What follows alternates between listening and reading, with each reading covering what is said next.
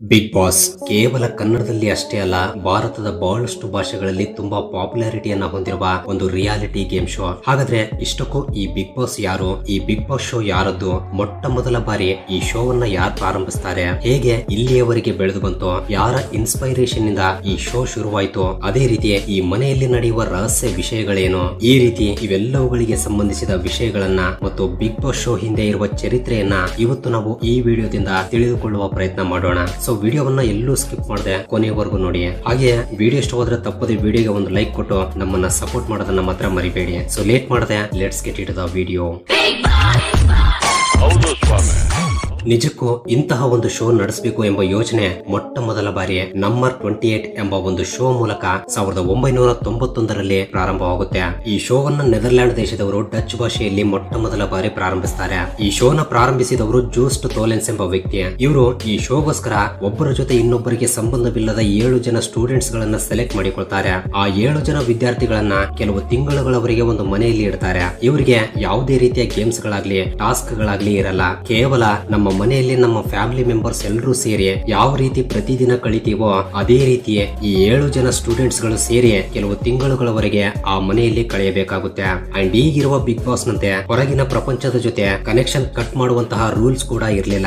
ಇನ್ನು ಸಿಂಪಲ್ ಆಗಿ ಹೇಳ್ಬೇಕು ಅಂದ್ರೆ, ಉದ್ಯೋಗಕ್ಕಾಗಿ ದೂರದ ಪ್ರದೇಶಕ್ಕೆ ಹೋಗುವ ಉದ್ಯೋಗಿಗಳು ಹೇಗೆ ಒಂದು ಹಾಸ್ಟೆಲ್ ನಲ್ಲಿ ಅಥವಾ ರೂಮ್ ನಲ್ಲಿ ತಿಳಿಯದವರ ಜೊತೆ ರೂಮ್ ಅನ್ನ ಶೇರ್ ಮಾಡಿಕೊಳ್ತಾರೋ, ಅದೇ ರೀತಿ ಈ 7 ಜನ ವಿದ್ಯಾರ್ಥಿಗಳು ಕೂಡ ಈ ಮನೆಯನ್ನ ಶೇರ್ ಮಾಡಿಕೊಂಡು ಕೆಲವು ತಿಂಗಳುಗಳವರೆಗೆ ಇರಬೇಕು. ಪ್ರತಿ ವಾರದಲ್ಲಿ ಒಂದು ದಿನ ಆ 7 ಜನ ಆ ವಾರ ಪೂರ್ತಿ ಹೇಗೆ ಫೀಲ್ ಆದ್ರು ಮತ್ತು ಅವರ ಅನುಭವ ಆ ಮನೆಯಲ್ಲಿ ಹೇಗಿತ್ತು ಎಂಬ ವಿಷಯಗಳನ್ನ ಅವರ ಮಾತುಗಳಲ್ಲಿ ರೆಕಾರ್ಡ್ ಮಾಡಿ ಫೈನಲ್ ಆಗಿ ಆ ಎಲ್ಲರ ಆಡಿಯೋಗಳನ್ನ 20 ನಿಮಿಷಗಳ ಪ್ರೋಗ್ರಾಮ್ ನಂತೆ ಬ್ರಾಡ್ಕಾಸ್ಟ್ ಮಾಡ್ತಾ ಇದ್ರು. ಅಂದ್ರೆ ನಾವು ರೇಡಿಯೋಗಳಲ್ಲಿ ಹೇಗೆ ಪ್ರೋಗ್ರಾಮ್ಸ್ ಗಳನ್ನ ಕೇಳ್ತೀವೋ ಅದೇ ರೀತಿ ವಿಡಿಯೋ ಇಲ್ಲದೆ ಆಡಿಯೋ ರೂಪದಲ್ಲಿ ಪ್ರತಿ ವಾರ ಟುಡೇ ಟಿವಿ ಎಂಬ ಚಾನೆಲ್ ನಲ್ಲಿ ಟೆಲಿಕಾಸ್ಟ್ ಮಾಡ್ತಾ ಇದ್ರು. ಆದ್ರೆ ಈ ಶೋವನ್ನ ಕೇವಲ ಒಂದೇ ಒಂದು ಸೀಸನ್ ಮಾತ್ರವೇ ನಡೆಸ್ತಾರೆ. ನಂತರ ಈ ಶೋ ನಿಲ್ಲಿಸಿ ಬಿಡ್ತಾರೆ. ಯಾಕೆಂದ್ರೆ 1991ರ ಸಮಯದಲ್ಲಿ ಪ್ರತಿಯೊಬ್ಬರ ಮನೆಯಲ್ಲಿ ಟಿವಿಗಳು ಮತ್ತು ಫೋನ್ಗಳಂತಹ ಡಿಜಿಟಲ್ ವಸ್ತುಗಳು ಇರಲಿಲ್ಲ.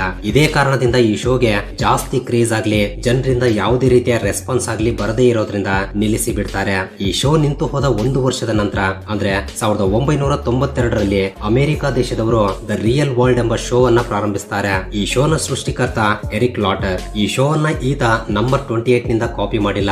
1971ರಲ್ಲಿ BBC ಚಾನೆಲ್ ನಲ್ಲಿ ಬಂದಿರುವ ಆನ್ ಅಮೆರಿಕನ್ ಫ್ಯಾಮಿಲಿ ಎಂಬ ಡಾಕ್ಯುಮೆಂಟರಿಯನ್ನ ಬೇಸ್ ಮಾಡಿಕೊಂಡು ಈತ ಈ ಶೋವನ್ನ ಸ್ಟಾರ್ಟ್ ಮಾಡ್ತಾನೆ. ಈ ರಿಯಲ್ ವರ್ಲ್ಡ್ ಶೋಗೆ ಮತ್ತು ಇದಕ್ಕೂ ಮೊದಲು ಬಂದಿರುವ ನಂಬರ್ 28 ಶೋಗೆ ಇರುವ ವ್ಯತ್ಯಾಸ ಏನು ಅಂದ್ರೆ, ನಂಬರ್ 28 ನಲ್ಲಿ ಕಂಟೆಸ್ಟೆಂಟ್ ಗಳು ಕೇವಲ ತಮ್ಮ ಅನುಭವಗಳನ್ನ ಮಾತ್ರವೇ ಶೇರ್ ಮಾಡಿಕೊಳ್ತಾ ಇದ್ರು. ಆದ್ರೆ ಈ ರಿಯಲ್ ವರ್ಲ್ಡ್ ಶೋ ನಲ್ಲಿ ಮಾತ್ರ ಕಂಟೆಸ್ಟೆಂಟ್ ಗಳಲ್ಲಿ ಯಾರಾದ್ರೂ ತಪ್ಪು ಮಾಡಿದ್ರೆ ಉಳಿದವರೆಲ್ಲರೂ ಕೂಡ ಇವರನ್ನ ಆ ತಪ್ಪಿನ ಬಗ್ಗೆ ಕೇಳುವುದಾಗ್ಲಿ ಅಥವಾ ಆ ತಪ್ಪನ್ನ ಒಪ್ಪಿಕೊಳ್ಳುವ ಹಾಗೆ ಮಾಡಬೇಕು. ಇನ್ನು ಈ ಶೋನ ಮೊದಲ ಸೀಸನ್ 1 ಅನ್ನ ಟೋಟಲ್ 11 ಎಪಿಸೋಡ್ ಗಳಾಗಿ ಮಾಡಿ ಪ್ರತಿ ಗುರುವಾರ ರಾತ್ರಿ 9ರಿಂದ 10 ಗಂಟೆಯ ಮಧ್ಯೆ ಅಂದ್ರೆ 1 ತಾಸಿನವರೆಗೆ MTVಯಲ್ಲಿ ಪ್ರಸಾರ ಮಾಡ್ತಾರೆ. ಸೊ ಈ ಮೊದಲ ಸೀಸನ್ಗೆ ಪ್ರಜೆಗಳಿಂದ ಒಳ್ಳೆ ರೆಸ್ಪಾನ್ಸ್ ಬರೋದ್ರಿಂದ ಆಗಿನಿಂದ 2019ರವರೆಗೆ ಟೋಟಲ್ 33 ಸೀಸನ್ಸ್ ಗಳನ್ನ ರಿಲೀಸ್ ಮಾಡ್ತಾರೆ. ಸೊ ದ ರಿಯಲ್ ವರ್ಲ್ಡ್ ಎಂಬ ಶೋ ಸಕ್ಸಸ್ ಆಗೋದ್ರಿಂದ 1997ರ ಸಮಯದಲ್ಲೇ ನೆದರ್ಲ್ಯಾಂಡ್ ನಲ್ಲಿ ಜಾನ್ ಡಿ ಮಾಲ್ ಜೂನಿಯರ್ ಎಂಬ ವ್ಯಕ್ತಿ ಇನ್ನೊಂದು ಹೊಸ ಥೀಮ್ ನಿಂದ ಬಿಗ್ ಬ್ರದರ್ ಎಂಬ ಶೋ ಅನ್ನ ಪ್ರಾರಂಭಿಸ್ತಾರೆ. ನೆದರ್ಲ್ಯಾಂಡ್ ನಲ್ಲಿ ಈ ಶೋ ಪ್ರಜೆಗಳಿಂದ ಒಳ್ಳೆ ರೆಸ್ಪಾನ್ಸ್ ಪಡೆಯೋದ್ರಿಂದ 2000 ವರ್ಷದಿಂದ ಅಮೆರಿಕಾದಲ್ಲೂ ಕೂಡ ಈ ಶೋ ಅನ್ನ ತುಂಬಾ ಗ್ರ್ಯಾಂಡ್ ಆಗಿ ಪ್ರಾರಂಭಿಸ್ತಾರೆ. ಈ ಶೋ ಕಾನ್ಸೆಪ್ಟ್ ಅನ್ನ ಜಾರ್ಜ್ ಓರ್ವೆಲ್ ಎಂಬ ಒಬ್ಬ ಬ್ರಿಟಿಷ್ ನಾವೆಲಿಸ್ಟ್ ಬರೆದಿರುವ 1984 ಎಂಬ ಒಂದು ನಾವೆಲ್ ಆಧಾರದಿಂದ ಪ್ರಾರಂಭಿಸ್ತಾರೆ. ಈ ನಾವೆಲ್ ಕಾನ್ಸೆಪ್ಟ್ ಏನು ಅಂದ್ರೆ, ಬಿಗ್ ಬ್ರದರ್ ಎಂಬ ಹೆಸರಿರುವ ಒಬ್ಬ ವ್ಯಕ್ತಿ ಪ್ರತಿಯೊಬ್ಬರನ್ನು ಕೂಡ ಚಿಕ್ಕ ಚಿಕ್ಕ ಕ್ಯಾಮೆರಾಗಳ ಮೂಲಕ ಅವರ ಪ್ರವರ್ತನೆಗಳನ್ನ ಗಮನಿಸ್ತಾ ಇರ್ತಾನೆ. ಇವರೆಲ್ಲರೂ ಮಾಡುವ ಕೆಲಸವನ್ನ ಬಿಗ್ ಬ್ರದರ್ ಒಂದು ಪ್ರತ್ಯೇಕ ಜಾಗದಲ್ಲಿ ಕುಳಿತು ಟಿವಿ ಸ್ಕ್ರೀನ್ಸ್ ಗಳಲ್ಲಿ ಗಮನಿಸ್ತಾ ಇರ್ತಾನೆ. ಬಟ್ ಈತ ಮಾತ್ರ ಪ್ರಜೆಗಳಿಗೆ ಯಾವತ್ತೂ ಕಾಣಿಸ್ತಾ ಇರಲಿಲ್ಲ. ಆದ್ರೂ ಕೂಡ ಪ್ರಜೆಗಳಿಗೆ ಆರ್ಡರ್ಸ್ ಗಳನ್ನ ಕೊಡ್ತಾ, ಪ್ರಜೆಗಳು ತಪ್ಪು ಮಾಡಿದ್ರೆ ಅವರಿಗೆ ಪನಿಷ್ಮೆಂಟ್ಸ್ ಗಳನ್ನ ಕೊಡ್ತಾ, ಯಾರು ಏನ್ ಮಾಡ್ಬೇಕು ಹೇಗಿರ್ಬೇಕು ಎಂಬ ಎಲ್ಲಾ ವಿಷಯಗಳನ್ನ ತೀರ್ಮಾನಿಸ್ತಾ ಇರ್ತಾನೆ. ಸಿಂಪಲ್ ಆಗಿ ಹೇಳ್ಬೇಕು ಅಂದ್ರೆ ಒಬ್ಬ ದೇವರಂತೆ ಯಾರಿಗೂ ಕಾಣದಂತೆ ಎಲ್ಲರನ್ನೂ ಗಮನಿಸ್ತಾ ಅವರನ್ನ ಕಂಟ್ರೋಲ್ ಮಾಡುವುದು. ಸೊ ಈತ ಬರೆದಿರುವ ಈ 1984 ಎಂಬ ನಾವೆಲ್ ಆಗಿನ ಸಮಯದಲ್ಲಿ ತುಂಬಾ ಫೇಮಸ್ ಆಗೋದ್ರಿಂದ ಜಾನ್ ಡಿ ಮಾಲ್ ಜೂನಿಯರ್ ಎಂಬ ಈ ಡಚ್ ಟಿವಿ ಪ್ರೊಡ್ಯೂಸರ್ ಈ ಕಾನ್ಸೆಪ್ಟ್ ಅನ್ನೇ ಒಂದು ರಿಯಾಲಿಟಿ ಶೋ ತರ ಮಾಡ್ಬೇಕು ಅಂತ ಅಂದುಕೊಳ್ತಾನೆ. ಅಂದಿಗೆ ರಿಯಲ್ ವರ್ಲ್ಡ್ ಗಳಂತಹ ಶೋಗಳು ಸಕ್ಸಸ್ಫುಲ್ ಆಗಿ ರನ್ ಆಗ್ತಾ ಇದ್ರೂ ಕೂಡ ಈ ರೀತಿ ಹೊಸದಾಗಿ ಈ ನಾವೆಲ್ ಅನ್ನ ಆಧಾರವಾಗಿ ಇಟ್ಕೊಂಡು ಬಿಗ್ ಬ್ರದರ್ ಶೋ ಅನ್ನ ಪ್ರಾರಂಭಿಸೋಕೆ ಪ್ರತ್ಯೇಕವಾಗಿ ಒಂದು ಮನೆಯನ್ನ ಕಟ್ಟಿಸಿ ಆ ಮನೆಯಲ್ಲಿ ವಿವಿಧ ರೀತಿಯ ಮೆಂಟಾಲಿಟಿಯನ್ನ ಹೊಂದಿರುವ ವ್ಯಕ್ತಿಗಳನ್ನ ಇಟ್ಟು ಅವರಿಗೆ ಕಾಣಿಸದ ಹಾಗೆ ಬಿಗ್ ಬ್ರದರ್ ಎಂಬ ಒಂದು ವಾಯ್ಸ್ ನಿಂದ ಮಾತನಾಡ್ತಾ ಈ ಶೋವನ್ನ ಅಮೆರಿಕದಲ್ಲಿ 2000 ವರ್ಷದಲ್ಲಿ ಪ್ರಾರಂಭಿಸ್ತಾರೆ. ಇದರಿಂದ ಈ ಶೋ ತುಂಬಾ ಡಿಫ್ರೆಂಟ್ ಆಗಿರೋದ್ರಿಂದ ಎಲ್ಲಾ ಶೋಗಳಿಗಿಂತ ಜಾಸ್ತಿ ಸಕ್ಸಸ್ ಅನ್ನ ಪಡೆಯುತ್ತೆ. ಈಗ ನಾವು ಪ್ರಸ್ತುತ ನೋಡ್ತಾ ಇರುವ ಬಿಗ್ ಬಾಸ್ ಎಂಬುದು ಕೂಡ ಈ ಬಿಗ್ ಬ್ರದರ್ ಶೋ ಮೂಲಕವೇ ಹುಟ್ಟಿಕೊಂಡಿದೆ. ಉಳಿದ ಎಲ್ಲಾ ಶೋಗಳಿಗಿಂತ ಬಿಗ್ ಬ್ರದರ್ ಜಾಸ್ತಿ ಸಕ್ಸಸ್ ಅನ್ನ ಪಡೆಯೋಕೆ ಕಾರಣ ಪ್ರತ್ಯೇಕವಾಗಿ ಕಟ್ಟಿರುವ ಈ ಲಕ್ಸರಿ ಹೌಸ್ ನಲ್ಲಿ 10 ಜನರನ್ನ ಇಟ್ಟು ಯಾವುದೇ ರೀತಿಯ ಕ್ಯಾಮರಾಮನ್ ಗಳು ಇಲ್ಲದೆ ಫಿಕ್ಸ್ ಮಾಡಿದ ಕ್ಯಾಮರಾಗಳಿಂದ ಫುಟೇಜ್ ಗಳನ್ನ ಕಲೆಕ್ಟ್ ಮಾಡೋದು. ಇದಕ್ಕೂ ಮೊದಲು ಇರುವ ಶೋಗಳಲ್ಲಿ ಫುಟೇಜ್ ಗಳಿಗಾಗಿ ಪ್ರತ್ಯೇಕವಾಗಿ ಆ ಮನೆಯಲ್ಲಿ ಒಬ್ಬ ಕ್ಯಾಮರಾಮನ್ ಇರ್ತಾ ಇದ್ದ. ಆದ್ರೆ ಈ ಶೋ ನಲ್ಲಿ ಈ ರೀತಿ ಅಲ್ಲದೆ ಡೈರೆಕ್ಟ್ ಆಗಿ ಕ್ಯಾಮರಾಗಳಿಂದ ವಿಡಿಯೋವನ್ನ ಕಲೆಕ್ಟ್ ಮಾಡುವ ಹಾಗೆ ಮಾಡ್ತಾರೆ. ಈ ಕ್ಯಾಮರಾದಲ್ಲಿ 24/7 ಯಾವ ಸಮಯದಲ್ಲಿ ಅವರು ಏನ್ ಮಾಡ್ತಿದ್ದಾರೆ ಎಂಬುದು ಮಿಸ್ ಆಗದ ಹಾಗೆ ರೆಕಾರ್ಡ್ ಮಾಡ್ತಾರೆ. ಈ ರೀತಿ ಪ್ರತಿ ವಾರ ಒಬ್ಬೊಬ್ಬರನ್ನ ಎಲಿಮಿನೇಟ್ ಮಾಡ್ತಾ ಬಂದು ಫೈನಲ್ ಆಗಿ ವಿನ್ ಆಗಿರುವವರಿಗೆ $5,00,000 ಗಳನ್ನ ಬಹುಮತಿಯಾಗಿ ಕೊಡ್ತಾರೆ. ಈ ರೀತಿ ಅಮೆರಿಕಾದಲ್ಲಿ ಶುರುವಾಗಿರುವ ಈ ಬಿಗ್ ಬ್ರದರ್ ಈಗಾಗಲೇ 25 ಸೀಸನ್ಸ್ ಗಳನ್ನ ಕಂಪ್ಲೀಟ್ ಮಾಡಿಕೊಂಡು ನೆಕ್ಸ್ಟ್ ಸೀಸನ್ ಗೆ ರೆಡಿ ಆಗಿದೆ. ಇನ್ನೊಂದು ಕಡೆ UK ದೇಶದಲ್ಲೂ ಕೂಡ ಈ ಬಿಗ್ ಬ್ರದರ್ ಕಾನ್ಸೆಪ್ಟ್ ಅನ್ನ ಆಧಾರವಾಗಿ ಇಟ್ಕೊಂಡು 2001ರಲ್ಲಿ ಸೆಲೆಬ್ರಿಟಿ ಬಿಗ್ ಬ್ರದರ್ ಅನ್ನ ಸ್ಟಾರ್ಟ್ ಮಾಡ್ತಾರೆ. ಈ ಶೋ ನಲ್ಲಿ ಸಾಧಾರಣ ಪ್ರಜೆಗಳ ಬದಲಾಗಿ ಸೆಲೆಬ್ರಿಟಿಗಳನ್ನ ಕರೆದುಕೊಂಡು ಬಂದು ಈ ಮನೆಯಲ್ಲಿ ಇಟ್ಟು ಈ ಶೋ ರನ್ ಮಾಡೋದ್ರಿಂದ ಆಡಿಯನ್ಸ್ ಗಳಿಂದ ಊಹಿಸದ ರೀತಿಯಲ್ಲಿ ರೆಸ್ಪಾನ್ಸ್ ಬರುತ್ತೆ. ಪ್ರಜೆಗಳಿಗೂ ಕೂಡ ಈ ಸೆಲೆಬ್ರಿಟಿಗಳು ಎಲ್ಲರೂ ಪರಿಚಯ ಇರೋದ್ರಿಂದ ಅವರಿಗೋಸ್ಕರ ಈ ಶೋವನ್ನ ತುಂಬಾ ಆಸಕ್ತಿಯಿಂದ ನೋಡಲು ಪ್ರಾರಂಭಿಸ್ತಾರೆ. ಇದರಿಂದ ಈ ಸೆಲೆಬ್ರಿಟಿ ಬಿಗ್ ಬ್ರದರ್ ಎಂಬುದು ಎಲ್ಲದಕ್ಕಿಂತಲೂ ತುಂಬಾ ಜಾಸ್ತಿಯಾಗಿ ಫೇಮಸ್ ಆಗುತ್ತೆ. TRP ರೇಟಿಂಗ್ ಕೂಡ ತುಂಬಾ ಜಾಸ್ತಿ ಆಗುತ್ತವೆ. ಈ ರೀತಿ ಶುರುವಾಗಿರುವ ಈ ಶೋ ಇಂದಿಗೆ 22 ಸೀಸನ್ಸ್ ಗಳನ್ನ ಪೂರ್ತಿ ಮಾಡಿದೆ. ಇಲ್ಲಿ ಅಚ್ಚರಿಪಡಿಸುವ ವಿಷಯ ಏನು ಅಂದ್ರೆ UK ದೇಶದಲ್ಲಿ ನಡೆಯುವ ಈ celebrity big brother show season 5ರಲ್ಲಿ ನಮ್ಮ ಭಾರತದ ಹೀರೋಯಿನ್ ಆಗಿರುವ ಶಿಲ್ಪಾ ಶೆಟ್ಟಿ ಅವರು ಕಂಟೆಸ್ಟೆಂಟ್ ಆಗಿ ಸೆಲೆಕ್ಟ್ ಆಗ್ತಾರೆ. ಇದಷ್ಟೇ ಅಲ್ಲದೆ ತನ್ನ ಜೊತೆ ಪಾರ್ಟಿಸಿಪೇಟ್ ಮಾಡಿರುವ ಉಳಿದ 13 ಜನರನ್ನು ಕೂಡ ಸೋಲಿಸಿ ಶಿಲ್ಪಾ ಶೆಟ್ಟಿ ಅವರು ವಿನ್ನರ್ ಆಗ್ತಾರೆ. ಸೊ ಈ ಸೆಲೆಬ್ರಿಟಿ ಬಿಗ್ ಬ್ರದರ್ ಗೆ ಇರುವ ಇನ್ನೊಂದು ಸ್ಪೆಷಾಲಿಟಿ ಏನು ಅಂದ್ರೆ ಇದು ಕೇವಲ 26 ದಿನಗಳವರೆಗೆ ಮಾತ್ರವೇ ನಡೆಯುತ್ತೆ. ಸೊ ತುಂಬಾ ಸ್ಪೀಡ್ ಆಗಿ ಮುಗಿಯೋದ್ರಿಂದ ಇನ್ನೂ ಜಾಸ್ತಿ ಕ್ರೇಜ್ ಅನ್ನು ಸಂಪಾದಿಸಿಕೊಂಡಿದೆ.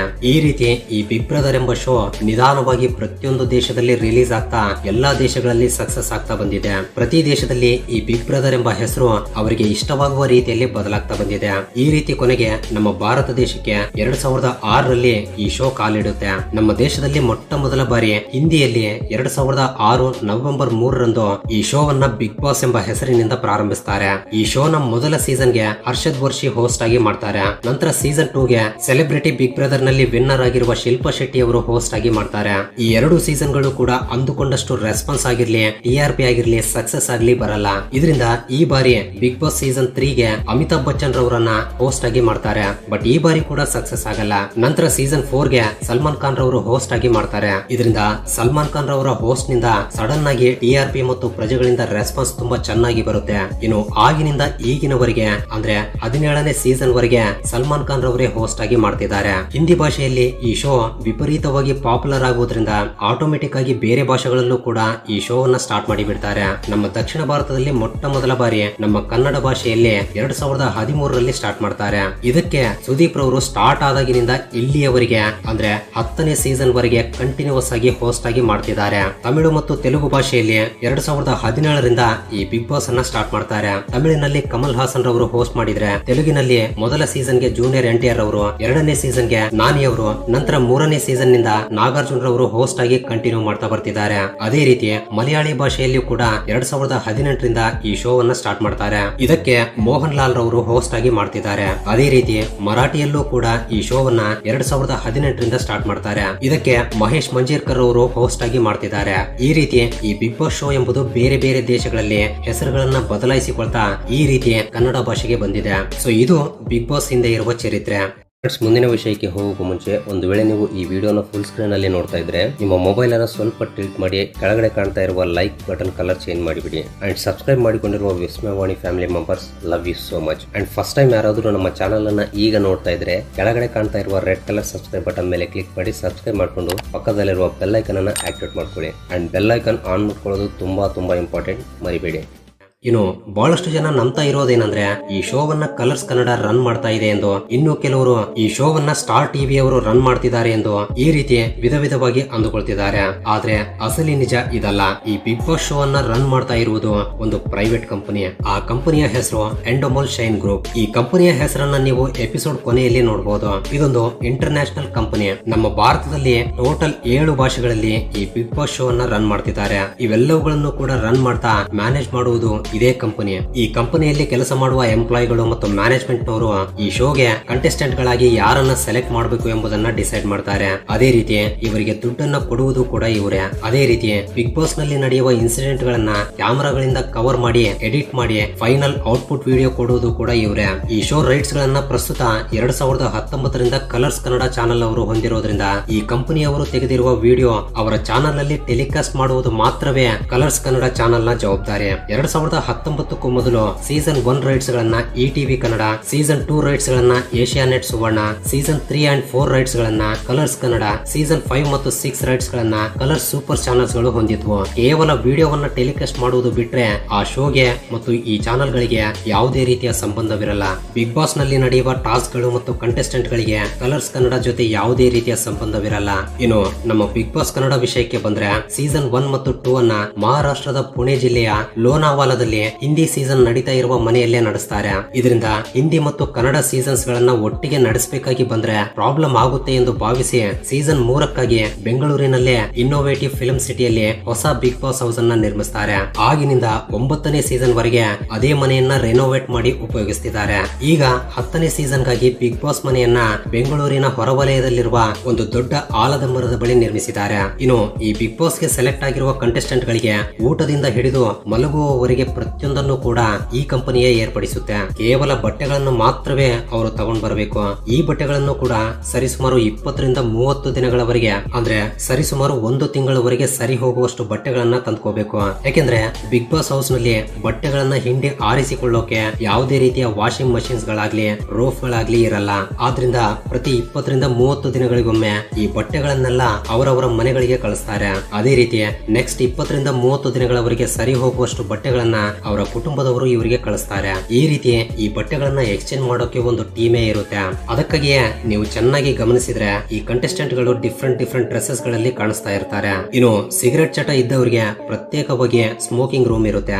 ಆದ್ರೆ ಬಿಗ್ ಬಾಸ್ ಹೌಸ್ ನಲ್ಲಿ ಆಲ್ಕೋಹಾಲ್ ಕುಡಿಯುವುದನ್ನ ನಿಷೇಧಿಸಲಾಗಿದೆ. ಈ ಕಂಟೆಸ್ಟೆಂಟ್ ಗಳು ಇರುವ ಮನೆಯನ್ನ ಅವರೇ ಕ್ಲೀನ್ ಮಾಡ್ಕೋಬೇಕು. ಆದ್ರೆ ಇದು ಪೂರ್ತಿಯಾಗಿ ಸಾಧ್ಯವಾಗದೇ ಇರೋದ್ರಿಂದ ಈ ಕ್ಲೀನಿಂಗ್ ಗೋಸ್ಕರ ಪ್ರತ್ಯೇಕವಾಗಿ ಕೆಲವು ಜನ ವರ್ಕರ್ಸ್ ಇರ್ತಾರೆ. ಇವರು ಆಗಾಗ ಬಂದು ಕ್ಲೀನ್ ಮಾಡಿ ಹೋಗ್ತಾ ಇರ್ತಾರೆ. ಬಟ್ ಈ ವಿಡಿಯೋವನ್ನ ನಮಗೆ ತೋರಿಸಲ್ಲ. ಅದೇ ರೀತಿ ಮನೆಯ ಒಳಗಡೆ ಯಾವುದೇ ರೀತಿಯ ಮೊಬೈಲ್ ಫೋನ್ಸ್ ಗಳನ್ನ ಅಲೋ ಮಾಡಲ್ಲ. ಇದರ ಜೊತೆಗೆ ಪುಸ್ತಕಗಳನ್ನು ಕೂಡ ಮುಖ್ಯವಾಗಿ ಧರ್ಮಗಳಿಗೆ ಸಂಬಂಧಿಸಿದ ಪುಸ್ತಕಗಳನ್ನ ಅಲೋ ಮಾಡಲ್ಲ.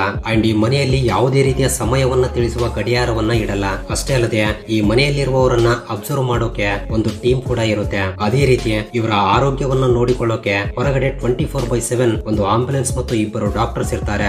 ಈ 2 ಡಾಕ್ಟರ್ ಗಳು ಅವರ ಶಿಫ್ಟ್ ಗಳನ್ನ 12 ಗಂಟೆಗಳವರೆಗೆ ಒಬ್ರು, ಉಳಿದ 12 ಗಂಟೆಗಳವರೆಗೆ ಇನ್ನೊಬ್ರು ಹಂಚಿಕೊಳ್ತಾರೆ. ಒಳಗಡೆ ಬರುವ ಕಂಟೆಸ್ಟೆಂಟ್ ಗಳಿಂದ ಒಂದು ಅಗ್ರಿಮೆಂಟ್ ಮೇಲೆ ಸೈನ್ ಮಾಡಿಸಿಕೊಳ್ತಾರೆ. ಅದರಲ್ಲಿ ಮುಖ್ಯವಾಗಿ ನಮ್ಮ ಇಷ್ಟದಿಂದಲೇ ಈ ಮನೆಯೊಳಗಡೆ ಬರ್ತಾ ಇದೀವಿ ಎಂದು, ಯಾರ ಫೋರ್ಸ್ ನಿಂದಲೂ ಕೂಡ ಬರ್ತಿಲ್ಲ ಎಂದು ಇರುತ್ತೆ. ಇನ್ನು ಕಂಟೆಸ್ಟೆಂಟ್ ಗಳ ಜೊತೆ ಮಾತನಾಡುವ ಆ ಬಿಗ್ ಬಾಸ್ ಬೇರೆ ಯಾರು ಅಲ್ಲ, ಎಷ್ಟೋ ಟಿವಿ ಶೋಸ್ ಗಳಲ್ಲಿ, TV9 ನಲ್ಲಿ, ಡಿಸ್ಕವರಿ ಕನ್ನಡದಲ್ಲಿ ಪ್ಯಾಟೆ ಹುಡುಗಿರ ಹಳ್ಳಿ ಲೈಫ್, ಹಳ್ಳಿ ಹೈದ ಪ್ಯಾಟೆಗೆ ಬಂದ, ಪ್ಯಾಟೆ ಮಂದಿ ಕಾಡಿಗೆ ಬಂದ್ರು, ಸೂಪರ್ ಮಿನಿಟ್, ಕನ್ನಡದ ಕೋಟ್ಯಾಧಿಪತಿಗಳಂತಹ ಪಾಪ್ಯುಲರ್ ಶೋಸ್ ಗಳಿಗೆ ವಾಯ್ಸ್ ಆರ್ಟಿಸ್ಟ್ ಆಗಿರುವ ಬಡಕಿಲ ಪ್ರದೀಪ್ ರವರು. ಇನ್ನು ಫೈನಲ್ ಆಗಿ ಪೇಮೆಂಟ್ ವಿಷಯಕ್ಕೆ ಬಂದ್ರೆ ಪ್ರತಿಯೊಬ್ಬ ಕಂಟೆಸ್ಟೆಂಟ್ ಗಳಿಗೆ ಅವರಿಗಿರುವ ಕ್ರೇಜ್ ಮೇಲೆ ಪೇಮೆಂಟ್ ಎಂಬುದು ಬೇರೆ ಬೇರೆಯಾಗಿರುತ್ತೆ. ಈ ಪೇಮೆಂಟ್ ಅನ್ನ ಪ್ರತಿ ವಾರ ಲೆಕ್ಕಿಸಲಾಗುತ್ತೆ. ಯಾಕಂದ್ರೆ ಪ್ರತಿ ವಾರ ಒಬ್ಬೊಬ್ಬರು ಎಲಿಮಿನೇಟ್ ಆಗೋದ್ರಿಂದ ಜಾಸ್ತಿ ವಾರಗಳವರೆಗೆ ಇದ್ದವರು ಜಾಸ್ತಿ ಪೇಮೆಂಟ್ ಅನ್ನ ತಗೊಳ್ತಾರೆ. ಈ ರೆಮ್ಯುನರೇಷನ್ ಎಂಬುದು ವಾರಕ್ಕೆ 50,000ದಿಂದ 5 ಲಕ್ಷಗಳವರೆಗೆ ಆ ಕಂಟೆಸ್ಟೆಂಟ್ ಗಳಿಗೆ ಇರುವ ಫಾಲೋಯಿಂಗ್ ಆಧಾರದ ಮೇಲೆ ಕೊಡ್ತಾರೆ. ಇನ್ನೂ ಸಿಂಪಲ್ ಆಗಿ ಹೇಳ್ಬೇಕು ಅಂದ್ರೆ ಕೆಲವು ಸೋರ್ಸಸ್ ಪ್ರಕಾರ ತಿಳಿದು ಬಂದಿರೋದೇನಂದ್ರೆ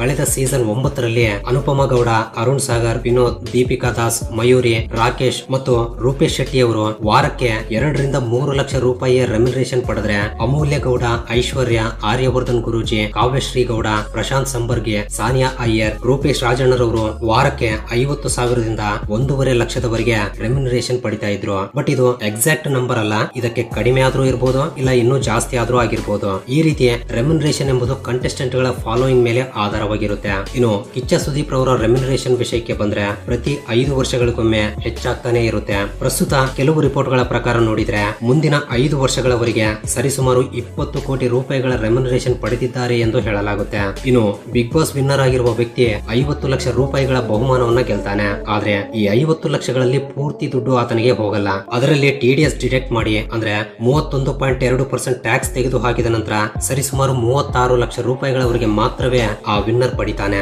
ಸೊ ಇದು ಫ್ರೆಂಡ್ಸ್ ಈ ವಿಡಿಯೋಗೆ ಇಷ್ಟೇ. ಈ ವಿಡಿಯೋ ನಿಮಗೆ ಹೊಸ ವಿಷಯಗಳನ್ನು ತಿಳಿದುಕೊಳ್ಳೋಕೆ ಅಷ್ಟು ಸಹಾಯವಾಗಿದೆ ಎಂದು ಭಾವಿಸ್ತೀನಿ. ಸೊ ವಿಡಿಯೋ ಇಷ್ಟವಾಗಿದ್ರೆ ತಪ್ಪದೆ ವಿಡಿಯೋಗೆ ಒಂದು ಲೈಕ್ ಕೊಟ್ಟು ನಿಮ್ಮ ಫ್ರೆಂಡ್ಸ್ ಅಂಡ್ ಫ್ಯಾಮಿಲಿ ಜೊತೆ ಕೂಡ ಶೇರ್ ಮಾಡಿ. ಅಂಡ್ ಫಸ್ಟ್ ಟೈಮ್ ಯಾರಾದ್ರೂ ನಮ್ಮ ಚಾನಲ್ ಅನ್ನ ಈಗ ನೋಡ್ತಾ ಇದ್ರೆ ತಪ್ಪದೆ ಸಬ್ಸ್ಕ್ರೈಬ್ ಮಾಡ್ಕೊಂಡು ಪಕ್ಕದಲ್ಲಿರುವ ಬೆಲ್ ಐಕಾನ್ ಅನ್ನ ಆಕ್ಟಿವೇಟ್ ಮಾಡ್ಕೊಳ್ಳಿ. ಅಂಡ್ ವಿಡಿಯೋವನ್ನ ಕೊನೆವರೆಗೂ ನೋಡಿದ್ದಕ್ಕೆ love you so much guys.